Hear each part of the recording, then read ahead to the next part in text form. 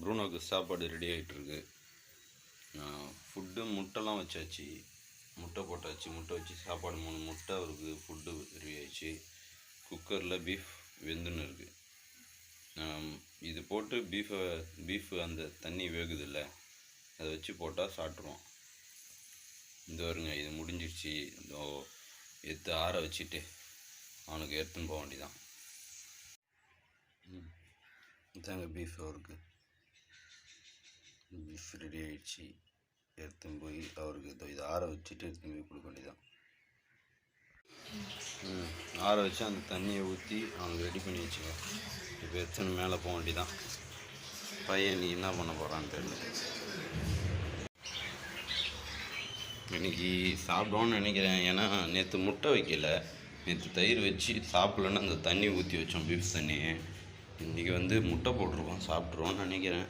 நேற்று அந்த எலி பிடிக்கிறேன்ட்டு சாப்பிடவே இல்லைங்க. நைட்டு சாப்பிட்ருந்தான், கம்மியாக தான் சாப்பிட்ருந்தான். நம்ம இன்றைக்கி வேறு கேட் வேறு போட்டிருக்கோமா, அது நிற்கிறான் பாருங்க, ரெடியாக தான் நிற்கிறான். ப்ரூனோ செல்லம், என்ன பண்ணுற? இப்போ கறியை வச்சா சாப்பிட மாட்டாங்க. அதனால் கறியை மட்டும் எடுத்து தனியாக வச்சுட்டு ஆனால் ஃபஸ்ட்டு சாப்பாடு இருக்கும்.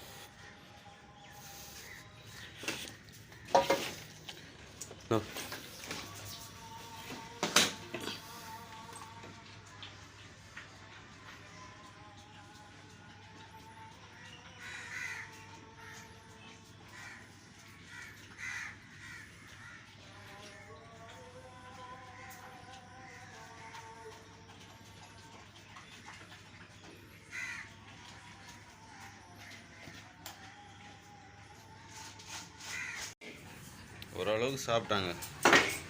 எலும்பு சாப்பாடு பண்ணுறது. ப்ரூனோம்மா வாக்கிங் போகலாமா?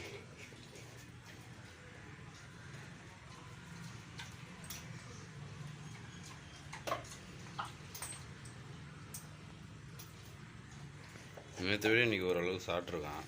கொஞ்சம் தான் வச்சுருக்கான், நைட்டு சாப்பிட்ருவான்.